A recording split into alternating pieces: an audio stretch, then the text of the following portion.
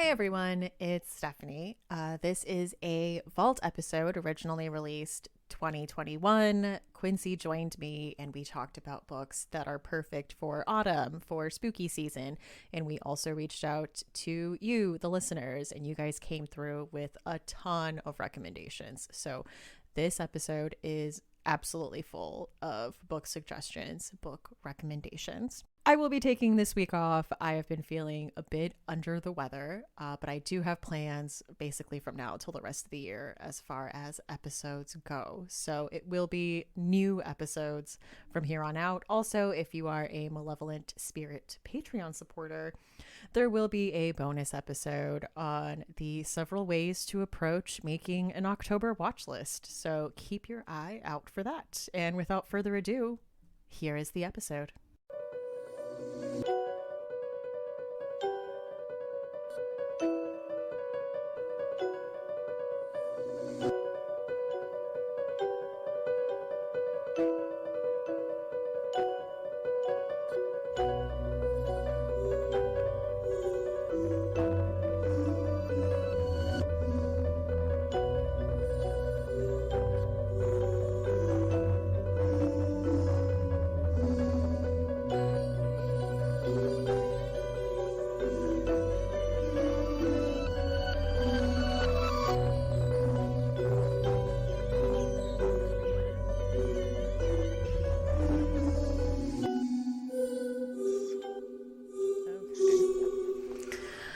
Welcome to Books in the Freezer, a podcast dedicated to the deliciously disturbing world of horror fiction. I'm your host, Stephanie, and I am joined once again by fan favorite, Quincy, to come on and help me talk about some spooky books for spooky season.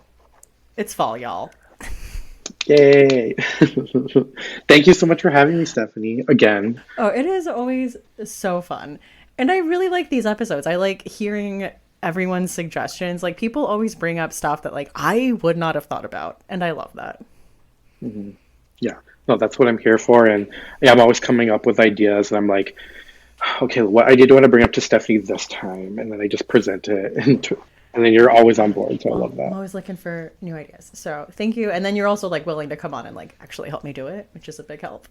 Oh, girl, my life is consisting of just reading. So, like, any way to gush about it, sign me up. We need an outlet. That was the idea for this podcast, was essentially, like, I just needed an outlet to talk about this. Yeah, yeah. This is like another form of therapy for me, just ranting and expressing my love for all these books that we get to talk about. Let's have a therapy session. Oh, yes, let's do it. All right, so we're talking about spooky season, particularly autumn. And this is going to be airing, I think, closer to the end of autumn. But I think, you know what, you can still get in those fall feels. Yes, I could not agree more.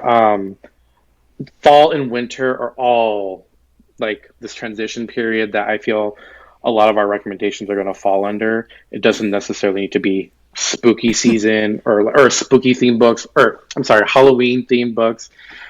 Just like I think what would make a good autumn book is taking place in autumn or even winter. Um, just that time of year where things start to kind of slow down and the seasons change, which I don't know. I feel a lot of us spooky readers appreciate that time of year. Um, so yeah, we got some good books here. I think so too. I was thinking, because I feel like there's certain type of stories that just inherently feel autumnal. Like gothic stories to Yes, me feel very yes. autumnal. Like there's some, winter gothic, but Oh, I think books definitely. that are set in schools, obviously, I feel like school in general is a very fall thing, even Thing, though yeah. it is encompasses three different seasons to me. Like, It really does, I'm yeah. thinking of fall. Folk horror, Yes, yes. again, there are different seasons. Obviously, like Midsummer is like summer folk horror, but I think when I think of folk horror, Mhm. I'm thinking autumn and like harvest. Yes, yes. I definitely get those vibes of stories being passed down from generation to generation, like that kind of like Mhm. aesthetic. Folk horror is a lot of feels very timely, I guess, very vintage, Yeah. if you will, even though a lot of the good stuff is like, current. But yeah, I totally agree with you. How basic are you when it comes to fall? Okay, not basic at all. No shade to To anyone. me. I'm not a PSL person. It's me. Yes. Yeah, I'm not a pumpkin spice person unless it's pumpkin cheesecake or pumpkin pie. Otherwise, like, I mean, you'll find me in my all black sweatpants and sweater on the couch being all cozy reading horror. But that also goes for summer when the AC is on. So I'm quite comfortable saying I'm not very basic. But Okay. Then I will use this space to really come clean and yes. say I am like the basic of basic. Like, I'm pulling out like my leggings and boots and like getting to get my pumpkin spice, putting on Mhm. my Taylor Swift albums, putting on my Evermore and Folklore, like really getting into the mood. Hey, no shade. You live your That is best my life. best life. As soon as that hits, I'm Yes. like, Like the end of September. yes. It also like just started getting cold because I feel like I like getting into that mood in Yeah. September, but it's been hot for the past couple weeks. Yeah. So I'm in Minnesota and it just started getting like I just started wearing hoodies like a week Hmm. ago. And even then by the time I got off work, I'm like, do I really need this hoodie? Probably not. But yeah, it's been pretty warm the beginning of October here, which is not my thing. I know. I'm like, how am I supposed to live, laugh, love in these conditions? Exactly. This is monstrosity, I'm telling you. So do you have like things you do every fall? Yes. So one of them I will talk about when we talk about our books, but I put on the same movies every fall, which is Jennifer's Body. I just added Haunting a Hill House. I've watched that since it came out every year. The Exorcist is always on around this time of year, and I do read other things other than horror, but I do dedicate October strictly to horror. It just really helps me, get in the mood of things because 'tis the season. And yeah, so what about you? I definitely have my movies that I watch. Like Haunt, that movie on Shudder. I've watched that for the past couple Mhm. years. It's like it takes place on Halloween in a haunted house. So that's been a thing. Yeah. I just watched that with the Patreon group, so that was fun. The old House on Haunted Hill, like the black and white one, I like to Hmm. watch that. Oh I yeah. tend to like try to watch a lot of horror movies in October specifically. Like I really like to Yeah. have at least a few a week that I'm watching and try to watch things for the Yes. first time. Like I really try to like watch things Yes. I haven't watched before. I love practical magic, Hmm. but here's what I'm saying. I don't think it's Yes. technically a fall movie. Like it's witchy, Yeah, but like I'm yeah. pretty sure it's I summer. think the only thing fall about is the witches, I Yeah, feel. like the ants are leaving for like a summer solstice festival. Yeah. And then at Hmm. the end, it's the scene where it's Halloween and they're wearing the witch hats and they're jumping off the roof. But like that is it. It is technically a Yeah. summer movie. Summer. Yes. Yes. I will not let this stop me from watching it every fall. Yeah. Hey, and you know what? Might as well watch it in summer Yeah, too, also, I'm giving you permission. That is also a summer movie. Yes, you heard it here, folks. It's a summer movie. Yeah, I actually watched Haunt maybe 3 times this year or this spooky season already because I showed it to a couple friends that haven't seen it. And of course I had to watch it by myself. I love that movie. It's so good. I mean, I don't think it's like, Oscar worthy, but like it's very intense. It's overall a good time. I recommend it to I anyone think, yeah, that I can think it's handle a it. very good movie. I think on my third rewatch, there were parts that still effectively scared me or that made me like, ugh, no, don't do that. I'm like, oh my Hmm. gosh, no, don't go in Yeah. there. Ah! Oh my God. We're gonna have to talk about spoilers like Yeah. after the fact. But there's so many scenes. And then Yeah. I think when you do so many rewatches, I feel like it's a very well told story. I think every element that's introduced comes into play later. I don't think the ending is my Hmm. favorite, but I think like overall it's Hmm. a pretty good movie. Oh yes, yes. I'm right there with you. I agree. So we reached out and asked listeners what horror book is bringing some strong autumn vibes. And we got Yes. mucho answers. So many answers. Yeah, a lot. Yeah. And I'm always so grateful. So the show notes for this episode are going to be intense. I will try to actually get them linked by the time this comes out so you can look and see every single book that was mentioned. this episode. Mm-hmm. But it's a lot, so get those TBRs ready. It is. So going through, and I didn't do all the comments, but I want to say most of the comments are here. Yeah. Girl, you have enough in there for like a little novella. A novella that is just book titles and like Twitter handles. For autumn. For autumn only. Oh man. So on Instagram, the Reading Murder suggested classic Something Wicked This Way Comes by Ray Brad. Classic. You can't go wrong. I don't think I've read that one. I think I started to read it and then got distracted. But The Martian Chronicles is one of my like all-time favorites, and I love The Halloween Tree, which would also fit into this. Yes, so. Very much so. Sarah Spooky Reads says The Last Harvest by Kim Liggett. I also just read Old Farmhouses of the North by Michelle von Eschen. Very good for spooky season. Okay. I have been wanting to read The Last Harvest. That's like YA folk horror. Yes. I believe I just saw it at Barney's or Barnes and Noble. And I'm like, ooh, I already have like 5 other books. Should I? Should I not? So I've yet to buy it though. I know that's one that I've been eyeing for a while. I think Rachel might have mentioned it as one of her picks for an episode we did like years ago. And ever since then, I'm like, that's really good. I should read that. As you do. Yeah. As you do. Oh yeah, she actually read Come Closer because of her so many years ago when I first started listening to the podcast. And I read that last year for spooky season as well, and it holds up. Yeah, it's a just putting that out there. That's another very well told story. If you like possession horror. Agreed. Book Bruja says, The Saturday Night Ghost Club by Craig Davidson. This is one I have on my shelf, and I have been meaning to read. I don't know why. When I bought it, I definitely thought it was a summer book for some reason, but I've seen it on a lot of fall book lists, so apparently I was wrong. Well, maybe it's kind of like Practical Magic. Maybe That's you could true. do it for both. Who knows? I have not read it yet. Pink Paradox Reads says Remains by Andrew Cole. Bleak like a Bergen autumn. Okay. Cool. Rumi Nations says Pen Pal by Dathan Auerbach. Ooh, it's been a long time since I read that book, but that is one where the minute I finished it, I had to sit with my feelings for a bit. It's like, don't you love when a book does that to you? Like you just need a moment to like marinate in like what you just read and experienced. It's one of the best. Well, I think you especially. You like all these emotionally heart-wrenching. Like I read My Dark Vanessa because of you. Dude. I'm like, this book has destroyed. You're like, Quincy, why? My soul. Thank you. Yeah, I tell a lot of people if it doesn't scare me, disturb me, or like make me depressed, then I don't want it. The only emotions, really. Yeah. Yes, that's all I need.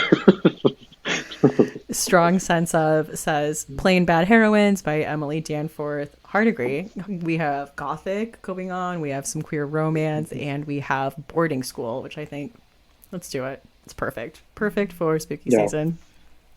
Pine by Francine Toon. I don't know that one. I'll have to look it up. Wakenhurst by Michelle Paver and The Historian by Elizabeth Kostova. I have heard a lot of people recommend The Historian by Elizabeth Kostova. It is a giant brick of a book. Oh, like a tome. The _towering _TBR says horrid. And I agree. That was also going to be one of my picks, but like multiple people commented it. So I'm like, all right. That's like YA haunted house. And I was very pleasantly surprised by it. Because I think it took this story it could have been very tropey, and I feel like it went a very different way with it. And every time it had a chance to like do these tropes, I was impressed with the decisions that were made. That's the one with that really cool cover, right? The flowers for the eyes, the rose eyes. Yeah. I'm a sucker. I know they say don't judge a book by its cover, but not with me. That's why I bought it. I don't think I even really knew what it was about. I just knew it was horror and it had a good cover. I'm like, that's enough. Yeah, it's like, okay, take my money. Giant Book Stacks says Deity by Matt Wazolowski has lots of parts in a forest, but I'm not sure it's a fall theme. Okay, so this is one of the books in the 6-story series, and it's the one I haven't read yet because it's like 6 stories, Hydra, Changeling. I forget the one I just read, but the next one is Deity. So yes. I'll have to do that. Also, I'm going to say It's a series that is very underhyped. I feel like more people need to be reading it. He's from the UK, so I don't know if that's why it's not as big here, is because it is like a British Yeah. series. But they're these thrillers, but they're told from a podcaster who finds a case and he interviews 6 people that are connected to the case and like kind of puts these things together. I feel like they're very good. Yeah. Very creepy. Girl, sign me up. I would also do the audiobooks because they do the different voice actors and it is like an interview. Oh God, just level of detail. I love that. I'm a sucker for good audio production. Yes, yes. Audrey Elise 113 coming in with one of my picks for today. Harvest Home by Thomas Tryon, The Legend of Sleepy Hollow, The Haunting of Hill House, and Haunted Nights, edited by Shirley Jackson. I'm going to thumbs up all of these. Solid suggestions. Yeah. I think any Shirley Jackson for this time of year is a must. Yeah. Catherine Grace Loves Horror says Usher's Passing by Robert McCammon. I've not read that one. I've read Boy's Life, though, and Boy's Life is very summer. Yes. Tattooed Horror Reader says Empire of the Wild by Cherie Demaline. What are we thinking? What is our guess? Demoline. We could have looked that up before recording, so apologies. I know, it's okay. It's okay. I haven't read that, but I've seen the cover, and I have been intrigued by the cover. W. Kelsey 315 says October Dreams. It's another one. Haven't read. Do like the cover. Natural blah blah blah. That's my guess for that. I am so sorry. There's so many of you that I interact with on Instagram, but I've never had to like say your handle out loud. So I apologize if I butcher it. Hey, you're doing a great job. Thank you. Because I know we've definitely like messaged or like responded to each other's stories on Instagram. So I'm sorry. Stolen Tongues by Felix Blackwell, which is really big on TikTok right now. Like horror TikTok, people are reading this, but I have not gotten around to reading it yet. Have you? Yeah. No, I've only seen it like on Bookstagram and stuff, and I forgot who was reviewing it, but I just saw a review for it on YouTube, and I really like the cover and that title. Oh my God, love it. L.P. Niskanen says, I am once again asking everyone to read Small Spaces by Catherine Arden, middle grade horror novel about scarecrows coming to life on a creepy farm. I mean, say no more. She is asking us. You know what? Fine. Let me go put it on my Amazon right We're listening to you. We heard you. I'm doing it. This is one I did see on Bookstagram a bit. And then Shell_world says Coraline by Neil Gaiman, which I actually have not read. I've only seen the movie. Oh my God. Hey, no shame. This was actually my first, I guess would you consider this horror? Dark fantasy horror, maybe? Dark fantasy? Yeah. This was the book that got me into reading creepy stuff. I read this probably like when I was in the 5th grade, and it was the first book I actually ever like actually finished by myself without being forced. The illustrations are fantastic, and I owe a lot to that book because it gave me good taste. It made you the Quincy you are today. It really did. It just I highly recommend it to kids and adults because it's not graphic by any means, but like the writing on top of the illustrations really help you just transport yourself there. Yeah, highly recommend that one. Okay, moving on to Twitter answers. Not as many of these, so we're going to go over these real quick before we get to like our picks for this episode. Yeah, the meat and potatoes of this episode. This has all been an appetizer. This has been fried pickles. What is your go-to appetizer? I'm just with a set of range. I'm saying that like obviously all of us get fried pickles at restaurants, correct? I get fried pickles at restaurant. Only I'll mix hot sauce with my ranch because girl likes a little spice. Otherwise, I can really mess up some mozzarella sticks. Oh yeah. Is it deep fried? I'll eat it. You know. Oh yeah, deep fried. Oh yeah. Also, to me, a quesadilla is not a meal; it's an appetizer. That's the only way I can justify like eating like 4. So there's like a restaurant down the street from us that we go to a lot because it's like walking distance. And Mhm. they have these, they call them lounge fries, but it is just this like steel tray full of French fries covered in like melted cheese and chives and like bacon bits. And it is dangerous. Wow, Like at that girl, point, I don't think we even order that's food. I think we just get that and like, get and that. just take our stuff Oh, to go. yeah, to eat in the comfort of your own home. Like my priority right now, these lounge fries. Yes, like take my money. Don't even say hi. Just let's make this transaction and get out of here. But anyway, moving on to Twitter. James RG writes, said, Bone Set and Feathers by Gwendolyn Keist, if you like witches. Also, Something Wicked This Way Comes by Ray Bradbury. Again, Of course. God, my throat is like dry. I would be surprised if Ray Bradbury was not on these suggestions. Mm-hmm. You know? Yeah. Pirate underscore Twinkie said Midnight Beyond the Stars, which I know is like a space anthology. I can dig it. Son, you do you. If that's what fall means to you, here for it. I Do support it. it. Yes. Silent Spring 79 says The Dead Hours of Night by Lisa Tuttle, Dark Tales by Shirley Jackson. Okay, got some more Shirley Jackson. The Nightmare Flower by Liz Craddy, and The Bishop of Hell by Marjorie Bowen, and Triad by Mary Leader. Okay. I was quite the list. I think the only one I knew there was Dark Tales by Shirley Jackson. Betty's Books UK says, I have two spooktacular favorites this year. Spooktacular. I like that. I feel like I need to use that more Love that. as an adjective. The Spirit Engineer by AJ West and The Whistling by Rebecca Netley. Ink Drinker Dawn says Chasing the Boogeyman by Richard Chismart, which just came out this year. And another one for The Whistling by Rebecca Netley. Both are absolutely amazing and perfect for spooky season.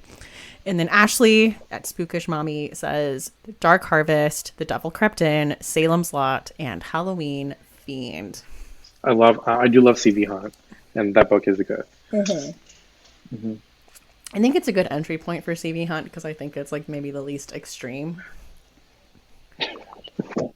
I could not agree more. If you're like, I've been curious about that C.V. Hunt, I would say maybe start with Halloween Fiend.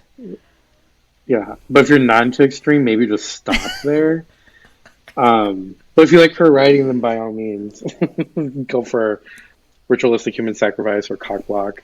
Again, maybe you're the type of person that goes to a pool and just like dives into the deep end without even like touching the water. I do not relate to you, but Yes. you live your life. Yes. Please report back. I am definitely like the shallow end, like slowly like having to get accustomed to the water. Tiptoe. Yes. A few inches Acclimate yourself. at a time. Yes. Okay, are we ready to talk about our favorites for autumn? Yes, please.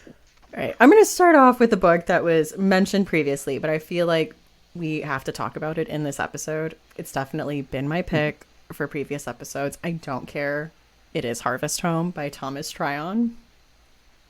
It is a 70s classic staple of folk horror. And I would say a big classic in the unsuspecting family from the city and is looking for a change of pace, change of scenery. So they move into this very quaint New England small town where it seems very rural. Things move at a slower pace. Everyone is friendly. There's a strong sense of community. But guess what? They're hiding a dark secret. Darkness ensues.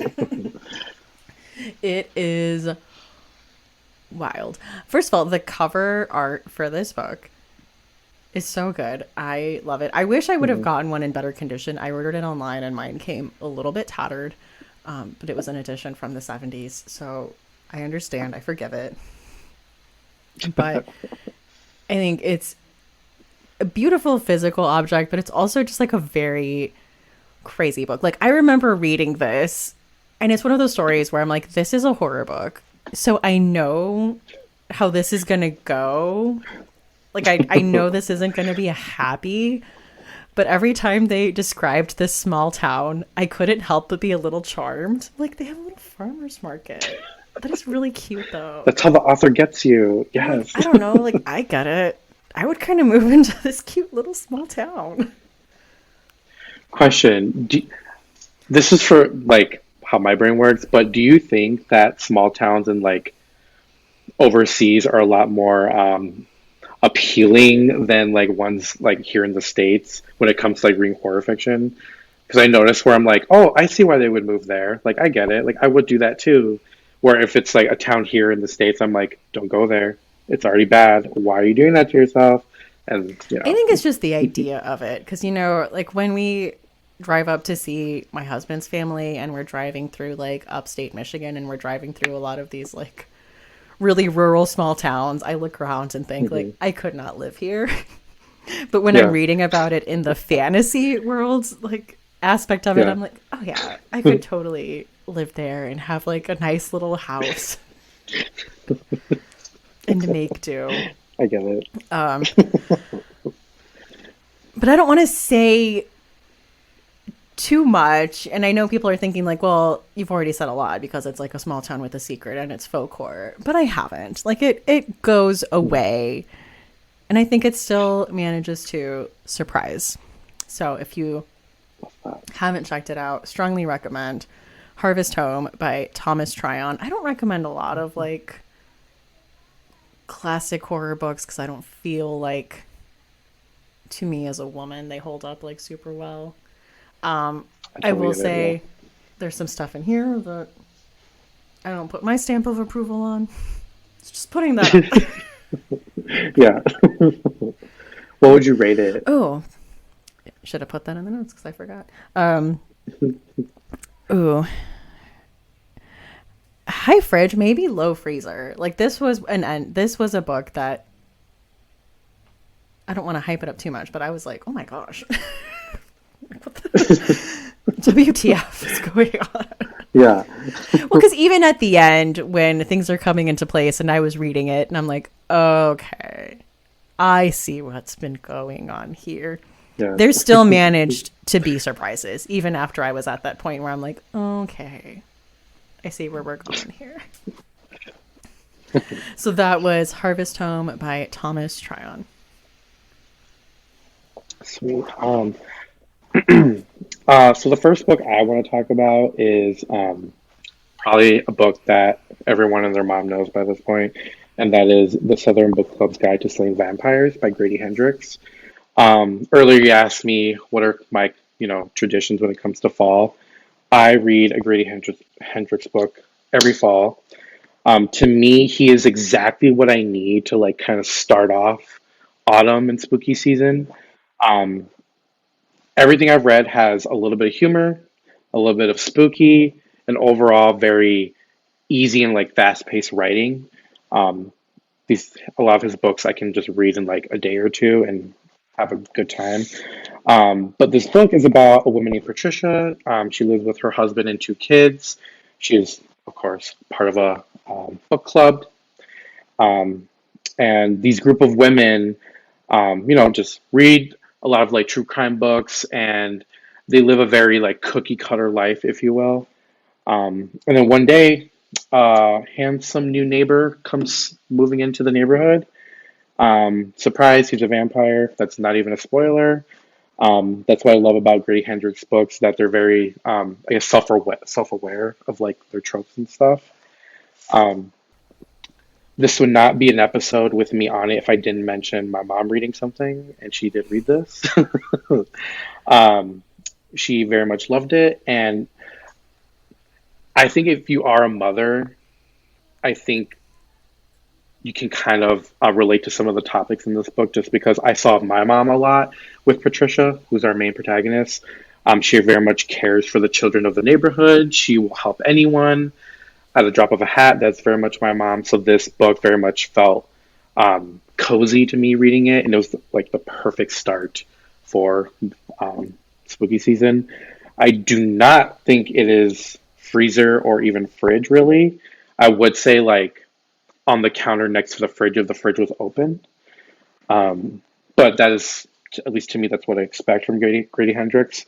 But yeah, this was a very, very fun book to read and very fast paced. So um, I recommend it. So that's The Southern Book Club's Guide to Slaying Vampires by Grady Hendrix. I really liked that one. I loved all of the women and their friendships with each other, and I wanted to punch every Hmm. man in this book. Yes. Yeah. One Yeah. of them for being a literal vampire, and the other ones for being gaslighting jerks. Yes. I gave this book to my mom, and I'm like, I hate men, and she's like, okay, and then she reads it and then calls me. She's like, dude, the husbands here, they suck. like they're written well, but like I think it was meant for you to not like them, which was funny. It did its job. So yeah, it did, and I think 2 years ago I read My Best Friend's Exorcism. I cried at the end. I will not spoil it, but I'm sure everyone's read it by now. But that ending was like, it gave me a hug. I loved it. Okay, I've read that 3 times and I've cried 3 times. And then the episode that I did about it, I literally cried like talking about it. I'm like, wait, the endings. Yes, I know. Yeah. So my next pick is, if you have not read it already, The Chilling Adventures of Sabrina, the graphic novel by Robert Aguirre Sacasa. I do think the Netflix show, if there's one thing it nails, is the atmosphere. I love the Netflix show. It is very moody and very ambiguously set in time. Like it's supposed to Yep. be modern day, but it feels like the 60s. I will say the graphic novel solidly takes place in the 60s. I've said it before. I was flipping through it before this episode. The graphic novel is much darker. And I was thinking about certain plot points that are softened up in the Netflix show. Like certain characters are like killed off very early on in the graphic novel that are big players. But I was like looking through it and there's like more nudity and blood and like sacrifices and stuff like more in detail in the graphic Yeah. novel that are not quite there in the Netflix show that I think, was made for more of a dark, older teen, young adult audience. Yes. Yes. But I love this graphic novel. So, and I think it is very autumnal. I have like the compendium, like the collection of all the different editions or Yeah. whatever. So like the first one is set technically in June, but the second one where like Madam Satan gets introduced is like October 1966. And that is where Oh, like it yes. kicks off. So it Yes. is witchy, it is set in New England, it has got gory shenanigans. So I don't know what else to say. I love The Chilling Adventures of Sabrina, and if you haven't read it, definitely need to. That is the graphic novel by Robert Aguirre Sacasa. And then my edition has like the original like Sabrina artwork in the back and stuff. Like it's very fun. Oh, wow. Yeah, I've seen those books. I have a friend that has those, and the artwork is just stunning. And I do agree, it will definitely help transport you to like that autumn feeling. So I totally agree with you.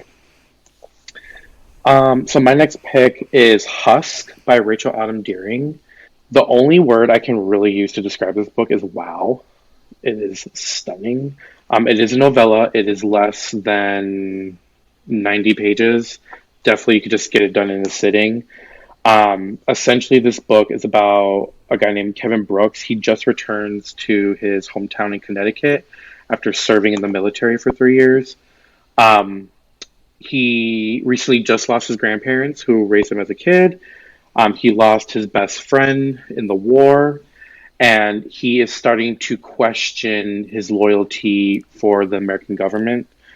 And I know it kind of sounds like a historical novel. It really is not. Um, there's plenty of creepy scenes in this, and what I like about this book is our protagonist is very unreliable to a T. You don't know if he's suffering from something mental or if he's actually going through some sort of dark entity that's haunting him. Other than that, the writing, it really much punches you in the gut. It's beautiful, um, very heartwarming. I could not recommend them enough. This is very much a character study book, um, and yeah, I can't recommend it highly enough. So that is Husk by Rachel Autumn Deering. This is one I've been meaning to read forever. I know the ladies of the Fright, Lisa and Mhm. Kenzie had Lisa and Mackenzie interviewed Rachel Autumn Deering and like did a whole episode about the book. I never said that. I'm like, that sounds really good. I need to read it. Oh yeah, I listened to that episode, and that's what got me to buy this book. Um, okay, Stephanie, you know me. I want to cry, and this book will do it. um, it's definitely for those horror lovers that need some emotion. They need some rhyme or reason for the horror, and this book will do it for you. Ooh, So, okay. I definitely don't. I'm not gonna say it's freezer. I don't even say it's. I wouldn't even consider it fridge, but um, close to the fridge, yes, and the cooler. There we go. That's a good one. It's the cooler. Okay, my final Yes. pick. I am going tonally a very different direction. Um, so my first two books were um, fairly dark, and I'm picking a book that I talked about a few episodes ago with the author, but it is Cackle by Rachel Harrison. It came out this year, and it is about a woman who was living in New York City with her longtime boyfriend. They break up, and she's feeling very lost because she didn't have a lot like outside of this relationship and is kind of like, what do I do now? She just turned 30 and is kind of dealing with the, by the time I was 30, I had a way I thought my life was going to look. And now, like, it doesn't look that way. So she decides the best thing for her is to just start new. So she moves to a small town in upstate New York and takes a teaching position. And there's a lot of things this book does right, and one of them is atmosphere. I will say tonally, it is a lot more happy. Like, this is a lot more, I would say, adjacent to practical magic. Tonally. Like, it Okay. is a lot more like a, Yes. I don't want to say like a spooky Hallmark movie, but like essentially a A family friendly. yes and no. Like, there's stuff that happens, and there's definitely dark scenes, and I think like dark implications for things. Hmm. But she moves to this small town and she meets this like stunning older woman named Sophie who just really takes her under her wing and really helps like talk her through like, why are you feeling this way about yourself? Like, let me go out and like buy you a coffee, like come over to my house, like I'll make you dinner.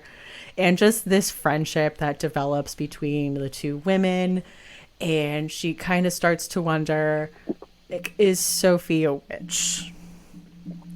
There's just like everyone in the town seems like very eager to appease her, but also seem like kind of scared of her, and like her house doesn't make sense. Like, there's just a lot of things that are not adding up. Like, first, like, how old is this woman? Like, but am I, like, am I just being crazy? Like, no, like, it's a lot of that. And like cute spiders, which was not a thing I thought I would think, but cute spiders. I just had so much fun with this book. This is like the positive, like move to a small town, new start. But there's a lot of like, oh yeah, like let's meet up and go to the farmer's market and go to like the local coffee shop and like buy a latte where like the barista knows your name and like has your order ready before you get there. Oh wow. So this is to a T autumn Yeah, this is esque. autumn vibes in a book. Love that. Love that. So I would say room temperature, like this could be a book you suggest at like a regular library book club and people would enjoy it. It's very approachable. I would say I had a ton of fun with it. And it was a book I was like, oh, like that was cozy and spooky. There's like that cozy spooky like level. Hmm. This is that. This is cozy spooky. This is Yes. like a how I feel about like Welcome to Night Vale and like Ghost in the Burbs. It's like cozy spooky. Love that. I think that's cozy spooky is definitely a good all around like year round thing, but definitely like entering fall. Like yeah, that's why I read Grady Yeah, Hendrix. that's your cozy spooky. Yeah. Right, so what's your final pick? Okay. So my final pick is Lost Souls by Poppy Z. Bright. This is my second Poppy Z Bright book, and it did not disappoint. Um, Before I get into the synopsis, it's definitely not as extreme as Exquisite Corpse, but there is definitely a lot of trigger warnings still for rape, incest. There's a lot of blood. This book is about vampires. That's not even a spoiler. This is definitely if Lost Boys meets The Devil All the Time. Okay. Yeah. So there is definitely like a few. There's a lot of characters. All of them don't know each other at the start of the book, and they all go on their own kind of journey for like acceptance, for survival. There is no plot necessarily. You just see them on their journey, and then towards the end, all their storylines kind of collide in a very gruesome manner. Um, this book had a lot of heart. This is definitely a recommendation for anyone that was like a goth or emo kid back in high school. This was very, very nostalgic because a lot of these characters are the goth kids, the outcasts. They have blue inked hair. They wear smudgy makeup. They drink cheap wine and beer, like at a like young age, and very like dramatic, if you will. But the writing, Poppy Z Bright has again impressed me. Very lyrical, very beautiful. You definitely question, wow, this writing's so beautiful, but like the subject matter is so dark and heavy, and it's like, why do I read this? um, I would definitely put this in the fridge just because of all the content warnings. It is lean more towards like literary fiction, just based off the writing style. But there is a little passage in here that I would like to read, if that's okay. Go ahead, please. Okay, so this is just to um, get people in the mood. So, it's like that. No more were they dry and brittle. No more did their skin look as if it might flake away from their bones at the lightest touch.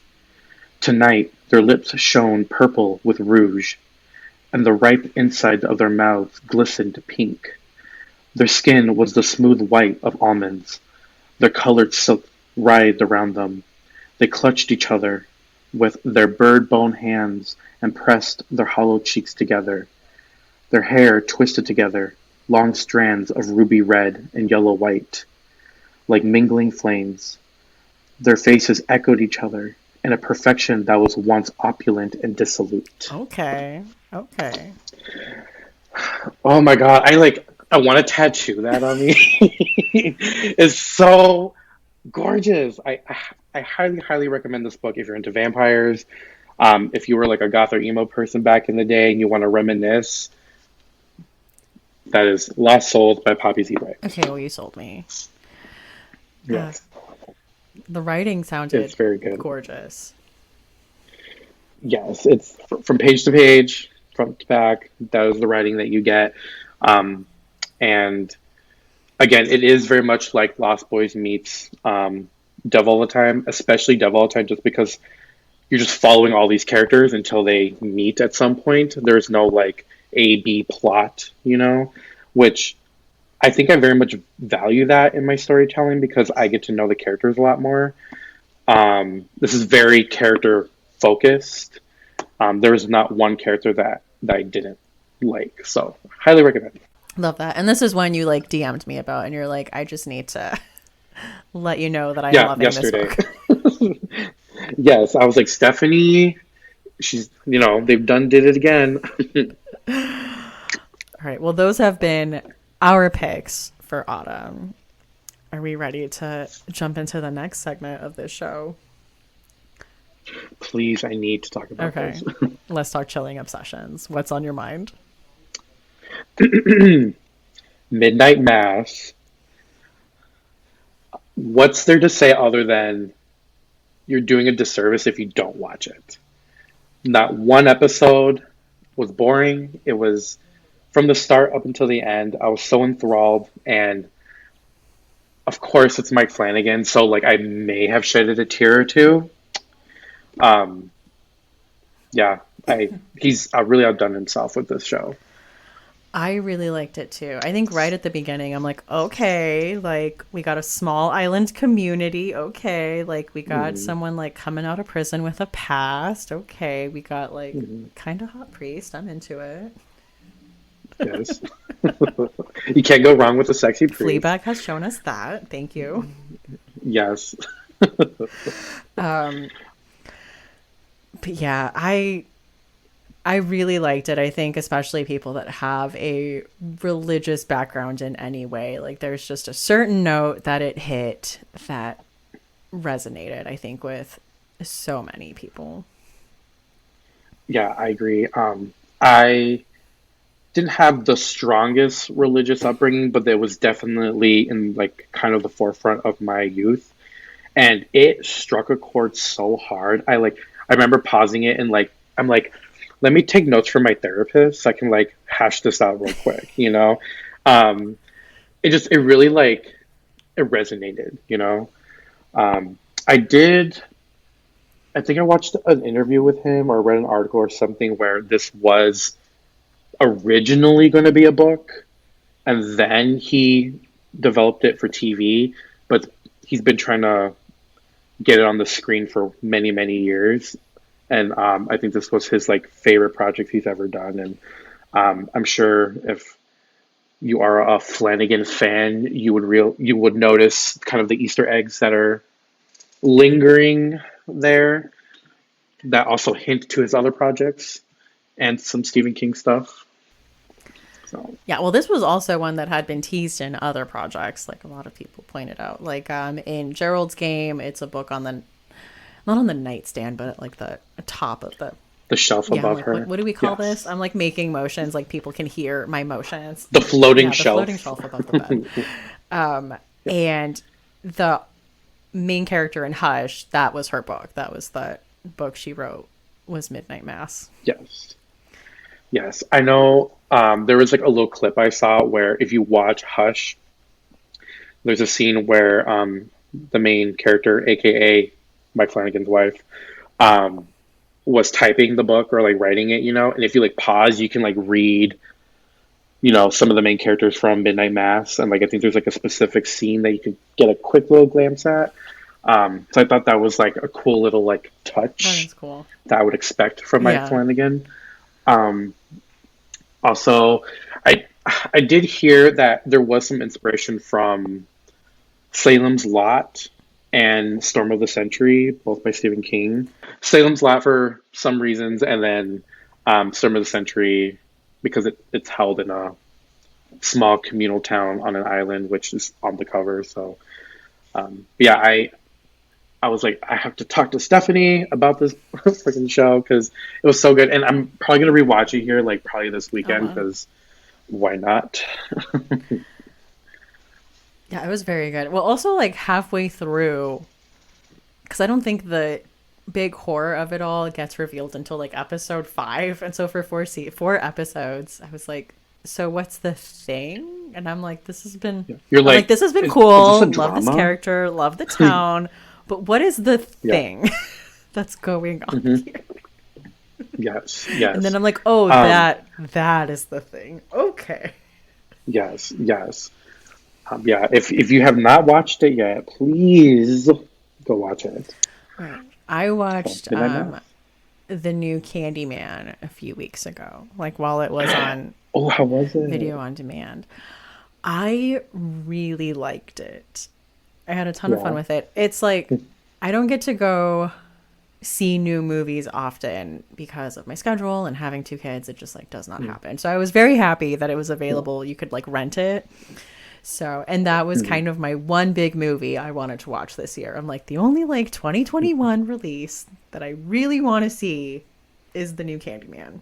So I was very excited to see it. It had some like very like gory things that I was not expecting, but I think it was a beautiful film. And then I think the layers of the storytelling and like the kind of story that's being told and like what it's saying about urban legends as a whole was very interesting. And everyone, the performances in it were so good. I need to rewatch it.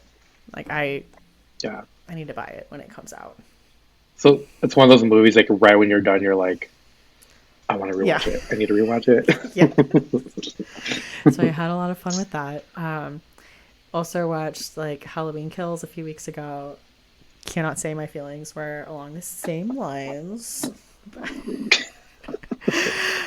I don't like hate it. Like I say I didn't hate it. I rated it like 1.5 stars. Like some people are writing like giant like think pieces about how much they hated it. And I'm like, Yeah. I don't know. I did not like it. But I'm not Yeah. like letting it Do you ruin my think week. Hate it. yeah. No, I agree. Do you think this was like maybe a cash grab? Or like do you think there was more to the story that they need to tell that's worth telling? Well, I think it's just the middle child of the trilogy. So, Yeah. like, I don't know. And I can't say there was nothing in it I enjoyed. There were some brutal kills, like some really elaborate death sequences. But then there was like some things I'm like, does Michael do that usually? Like, I don't think I've seen Yeah. every movie in the Halloween franchise, but I don't know that he does Mm. that. I don't know. I am not a Yeah. Michael Myers historian, so I don't know. I thought to me it was just a little on the cheesy side, which is fine. I think I just wasn't expecting cheesy because here's the thing: I went into Yeah. Malignant expecting cheesy, so Yeah. I was okay with it Same. when it went full camp. Yes. So maybe if I Hmm. rewatch Halloween Kills under the lens of camp, I will Yeah. enjoy it more. But 2018 was not like Halloween 2018 was not campy in my opinion. So that was my Yeah. expectation. Yeah. And this was like Hmm. not that. I don't Total know. camp. Yeah. Yeah. I did watch Malignant as well, and I went in expecting campy. And like at first it was not, and then eventually like, became something else. And I was like, oh, once the thing is revealed, I'm like, whoa, I was not expecting that. Talk about the twist of the year. Like, yeah, it was cool. I also, like I mentioned before, I watch Jennifer's Body every year, Mm, and I watch it again this year, and it's so funny. It's so funny. There's definitely a lot of gruesome, gory scenes in there, but like I love Megan Fox in that movie. Um, yeah, I just cannot not watch it every year. It was definitely ahead of its time, and I definitely didn't watch it like probably maybe like 3 or 4 years ago, so I was kind of late to the yeah. party. But yeah, if you have not watched it, or if you watched it before but forgot about it, please watch it again because I think it's better now than it was when I originally saw it, especially now that I like appreciate the humor that you know that follows. So yeah. Yes, I watched it for the first time, I want to say either early this year or last year for the first time. And Yeah. I loved it and I can see why it's getting the resurgence and popularity that it's getting. Mhm. Like I know it was a big deal. It's like streaming on the Criterion channel. So I think people are getting wise about the They're getting into the it. Yes. cultural impact that Jennifer's Body has had on us. Yes. Um, Yes. what was it? Oh, so this guy on TikTok that I follow, Julian Brzezinski, he Hmm. is one of my favorite people, but he does this very elaborate recreations of iconic scenes from movies. Like he dresses up in all the parts and like lip syncs along. And he's been doing a lot of stuff for October. My favorite one he's done, I don't know if you saw it, was he did the Hereditary dinner scene with Toni Collette. Oh And I yeah. was like, you nailed this. Yeah. Like, this needs an Oscar, Yeah. actually. Mhm. Yeah. Cinematography. But he did the pool scene in Jennifer's Body. I posted that on my Instagram Yes. story like a few weeks ago, but just iconic. Yeah. That it was hilarious. Could I be insecure, needy? God. Stephanie, you killed it right there. I watched it so many times on I closed loop. my eyes for a second. Yeah. Oh, that's so hilarious. And yeah, no, again, audience, if you have not seen it, please go watch it. It's so funny. I definitely recommend. All right, well, I am Mhm. looking at your final girl song here, and I have some thoughts. So tell me about it. Okay, so my pick is Miss Murder by AFI. So my reasoning for picking this song is while reading Lost Souls, I was very nostalgic, and I'm like, oh, let me listen to the stuff I used to listen to back in high school. So I was listening to AFI, My Chemical Romance, um, any kind of like emo band. I was so in that vibe this year, and I came across Miss Murder, and I'm like, okay, I'm so down for this. This is my song. Um, I will recommend one other song that I almost picked for this, and that was Haunted by Evanescence, because I love Amy Lee and her voice is beautiful, and that song is has really a lot of creepy undertones, and yeah, you just can't go wrong. So, but what were your thoughts? I just saw it and I'm like, oh man, that brings me back to like being in high school with like my long black hoodies and listening to all Yes, like with my, your yeah, yep. thumbs, You had to either like buy ones with the thumb holes, which were not that common. So you had to make your own yeah, thumb holes. which is edgy. Um, I'm just different than Yes, everybody else. I don't think you could not understand me. I'm a yes, little and like misunderstood, actually. yes, completely misunderstood. No one gets me.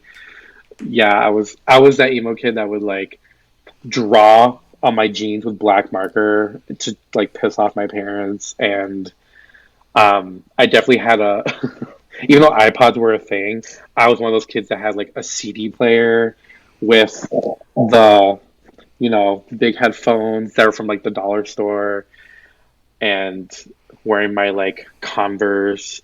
I was not allowed to wear black eyeliner, and I'm still upset about that till this day because I felt I couldn't really express myself. Oh my gosh. You know what my thing was? I was not allowed to own a studded belt. That's all I wanted. That is like to this day, I feel like I was denied an essential part of adolescence by not being allowed to own a studded belt. So what you're telling me is that you were not allowed to live, laugh, and Yeah, love. how could I live, laugh, love That's in what you're those talking about. conditions, mom? Oh God, you had to wear a regular belt like one of the normal kids. Ew. Gross. Yeah, I picked this song because again I was feeling so nostalgic, and um oh, it's cool. It's like a cool little horror song, but I haven't listened to it in like years, so I had to jot it down. But Love it. so, I used to listen to this song all the time. And I loved the little like prelude 1221 on that album. Just yes, really, I'm like, yes, this is a vibe. It's only like a minute, but it is a minute of vibes. yes. It's like a minute that lasts like a lifetime. Back when you're a little emo kid at the age of Oh my 16. gosh. And I used to like be like, I'm totally gonna get the three bunnies like tattooed on my hip bone. I'm so glad I did not do that.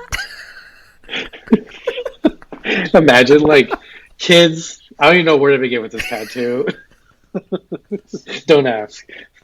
Well, what does that even mean? So I used to want to get yeah. like the Avenged Sevenfold like skull with bat wings. Oh my I'm not God. even that big of an That's Avenged a, Sevenfold fan. I just thought it looked cool. And I'm like, I'm so glad. you I were am so glad I hardcore. never went through with that. Oh Yeah. my God. Yeah. Aren't you glad that was just a phase, Yes. and now it's just nostalgia, and that's all that it is? Like, oh, mom, you're right. It was just a phase.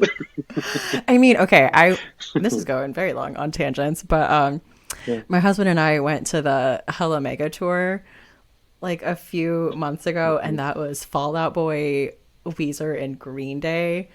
And I Oh fell like right wow. back into that. All these people were wearing clothes like that I wore like during that time, like all the side swept bangs, like heavy Yeah. eyeliner, dyed hair. I'm like, oh yeah, this is Mhm. bringing me back. Yeah. Yeah. A lot of like checkered and like black and Oh, purples and I yeah. recently purchased some checkered slip-on Vans, and I'm like, these are a vibe forever. I don't care how chuggy it is. This is me. This is who I am. Hey, the emo kid will never die from us. Yeah. So It's it's just part of us. It's part of our DNA. It's been written in yeah, there now. Anyway, this has been mhm. like a tangent of all tangents.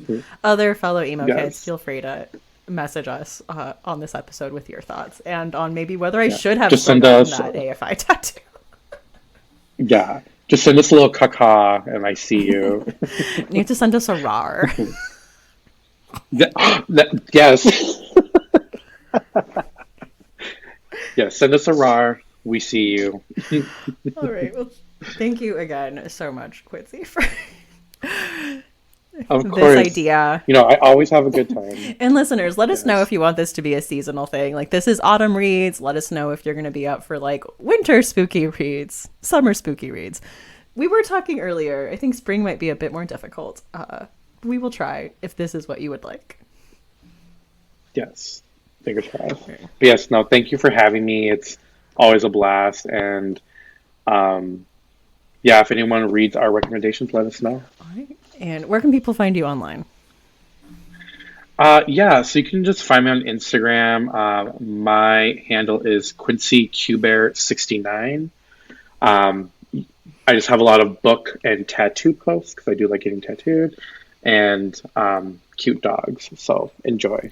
All right. Well, thank you again. Books in the Freezer is a bi weekly podcast. We post episodes every other Tuesday. You can find us on Twitter. I will still call it Twitter as Books Freezer Pod. We're on Instagram, Threads, Blue Sky, TikTok, all the places. As Books in the Freezer, you can send us an email at booksinthefreezer@gmail.com.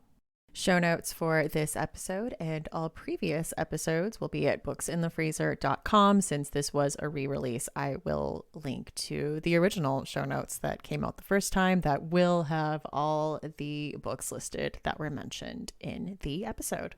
Like I said, this is going to be linked to the original show notes, but be sure to check out show notes for more recent episodes to get all kinds of links to the Spotify playlist, to affiliate links, to the Patreon, to merch, anything like that. That all will be found in the show notes. And that is once again at booksinthefreezer.com. Okay, I will have you know, since this episode has come out, I have rewatched Halloween Kills. Still hate it. Did not work for me, even going in expecting what I knew to expect. Still absolutely not for me. The ranking for the new Halloween trilogy is 2018, Ends, and Kills, and I did not care for Ends. So 2018 is the only bright spot in that trilogy for me personally. I rewatched it last week and it still holds up. So I don't know that anyone needed that update, but there you go. In case you were wondering. I'm Stephanie. You can find me on Instagram at That's What She Read, and that's with 2 A's, or onto Twitter. I'm honestly hardly there, but I am on there as Lady_Gagnon. That's LADY_GAGNON. But mostly I'm under the podcast handles of all the social medias I mentioned previously. We will be back next time with a brand new episode for you. But thank you so much for listening, and see you next time on Books in the Freezer.